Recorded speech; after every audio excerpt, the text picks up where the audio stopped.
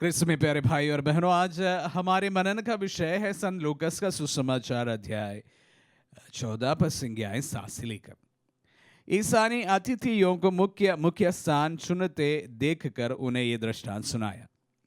विवाह में निमंत्रित होने पर सबसे अगले स्थान पर मत बैठो, कहीं ऐसा न हो तुमसे प्रतिष्ठित कोई अतिथि निमंत्रित हो और जिसने तुम दोनों को निमंत्रण दिया है वह आकर तुमसे कहे इन्हें अपनी जगह दीजिए और तुम्हें लज्जित होकर सबसे पिछले स्थान पर बैठना पड़े।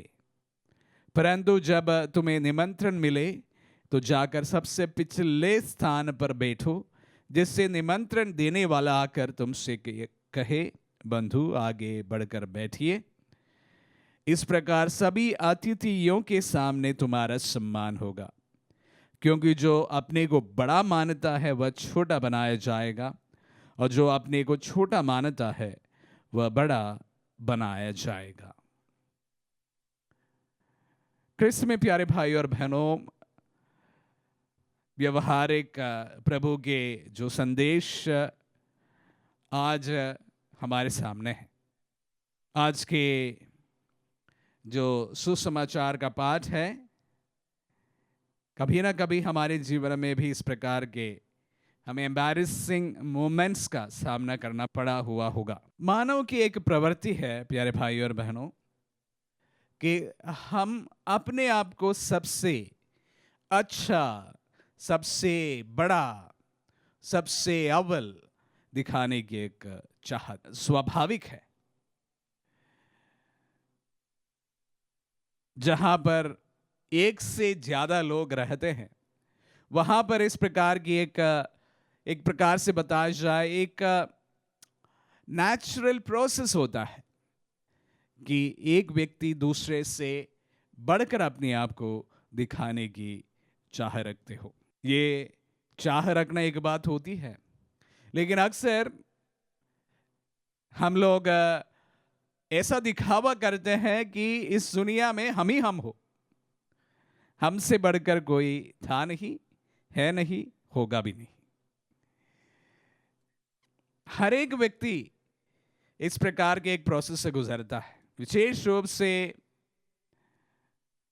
जो तमाम चीजों से जुड़े हुए होते हैं उन तमाम लोगों में इस प्रकार की एक प्रवृत्ति हमें देखने को मिलती है। और एक प्रकार से किसी का सारी चाह समाप्त हुई हो, ऐसा कोई विरल व्यक्तित्व होते हैं जो इस बात से जुदा रखते हो। उनमें एक व्यक्ति था हमारा महात्मा गांधी। महात्मा गांधी को महात्मा इसलिए कहा गया है कि वो बहुत नम्र था, विनीत था। एक दूसरे व्यक्ति का नाम मेरे मन में जो आ रहा है हमारा पुराना प्रेसिडेंट डॉक्टर अब्दुल कलाम है। बहुत ही साधारण सा जीवन जीने में वो यकीन करता था। मदर तेरेसा साधारण सा जीवन जीने में यकीन रखती थी। ये तीनों लोग हमारे इस देश के बहुत ही प्रसिद्ध लोग हैं। उनके कद तक, उनकी पद तक पहुंचना बहुत मुश्किल है और बहुत कम लोग उनके ओहदे तक पहुंच पाते हैं। महात्मा गांधी तक पहुंचना आज तक किसी ने नहीं कर पाए। अब्दुल कलाम के जैसे बनना इतना आसान नहीं होता है। मदर तेरेसा के जैसे एक महिला बनना भी इतनी आसान बात नहीं है। अपने अपने क्षेत्र के सबसे उच्चतम कोटि में पहुंचने वाले ये लोग, मैं बताना चाहूंगा, बहुत सरल साधारण सा व्यक्तित्व के धनी थे। तीनों में कोई प्रकार की आडंबर की दुनिया में की लवलेश नहीं है। हम जानते हैं कि महात्मा गांधी किस प्रकार एक छोटा सा कपड़े से ही अपने बदन को लपेटते हुए सभी जगह पर आया जाया करते थे। जब डॉक्टर अब्दुल कलाम की मृत्यु हुई, उनके पास में सिर्फ 3 या 4 जोड़ी कपड़े ही मिले। मदर तेरेसा की कहानी तो मुझे बयान करने की जरूरत भी नहीं है। आडंबर, लवलेश नहीं, दिखावा जरा भी नहीं है, लेकिन अपने अपने क्षेत्र के अव्वल लोग, और जहां तक पहुंचना किसी के लिए भी शायद बहुत बहुत मुश्किल हो। महात्मा गांधी तक पहुंचना किसी के लिए भी इतना आसान नहीं होगा। लेकिन तीनों का एक व्यक्तित्व हमें देखते हैं, बहुत साधारण सा इंसान, कोई आडंबर नहीं, कोई दिखावा नहीं, किसी को दबाना नहीं, एक साधारण से इंसान जैसे सबको गले लगाए जीने वाले लोग। Power of simplicity. इस दुनिया के रीत के विपरीत, the power of simplicity, being so simple.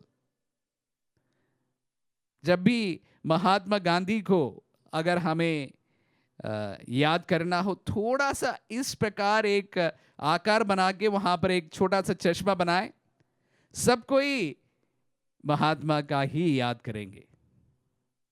इतने साधारण से एक व्यक्ति है। प्यारे भाई और बहनों, द पावर ऑफ सिंप्लिसिटी। होड़ मची है इस दुनिया में, अपने आप को सबसे बड़ा कहने के लिए, कहलाने के लिए, दिखाने के लिए दिखावे की दुनिया है। और उन तमाम चीजों के बीच मैं आपके सामने 3 ऐसे हमारे ही समय के 3 व्यक्तियों को एक उदाहरण के रूप में पेश करना चाहूंगा। महात्मा गांधी, डॉक्टर अब्दुल कलाम और मदर टेरेसा। प्रभु के इन वचनों को हम सुनते समय बहुत ही प्रायोगिक बात प्रभु इन वचनों के द्वारा हमारे सामने रखते हैं। अपने आप को बहुत बड़ा दिखाने की कोई चेष्टा ना करें। There is power in simplicity. एक अधिकारी अपने अधिकार हर समय दिखाए, इसकी जरूरत नहीं है। जब वो अपना कार्य बहुत अच्छी तरह से करते हैं, सभी उनका सम्मान करते हैं।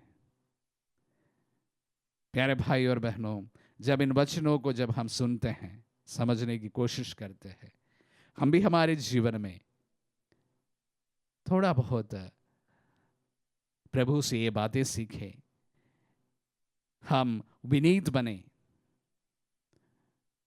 हम गर्व के मारे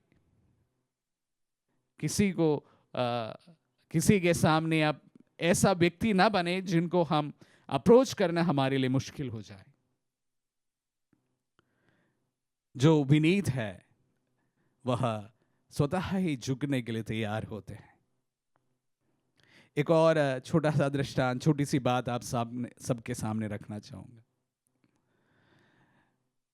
जब फसल का समय आता है, विशेष रूप से अगर चावल के परिप्रेक्ष्य में बताया जाए, चावल के जो पौधे होते हैं, जैसे जैसे उस पर दाना भरने लगता है, वो झुकने लगते हैं। और जिसमें कम दाने होते हैं और कम दाने भरते हैं, वो काफी खड़े होते हैं। और जिनमें स्वतः ही भार है अपनी अपनी दाने में, वो झुक जाते हैं। उन्हें झुकना आसान होता है। जब हमें खोखलापन है, तब हमें दिखावा बहुत जरूरी होता है। लेकिन जब when we become enriched, वही हम इन तमाम जो 3 उदाहरण में आपके सामने रखा, उसमें देखते हैं तीनों बहुत अपने अपने व्यक्तित्व से धनी व्यक्ति थे। वो साधारण से लोग थे, विनीत लोग थे, और सच बात बोलूं तो उनसे धनी कोई था भी नहीं, है भी नहीं। प्यारे भाई और बहनों, प्रभु के इन वचनों को सुनते समय हम भी हमारे जीवन में इस गुण को अपनाने की कोशिश करें, विनीत बने, हमारे जीवन को और भी सहज बनाएं, सरलता से जिए, गर्व के साथ, गुस्से के साथ क्या जिएंगे, कब तक जिएंगे? अपने आप को विनीत बनाएं। प्रभु के सामने जो विनीत बनाते अपने आप को, दूसरे के सामने विनीत बनाना इतना कठिन बात नहीं होती है। इन तीनों लोग अंतरात्मा से बहुत करीब से जुड़े हुए लोग थे,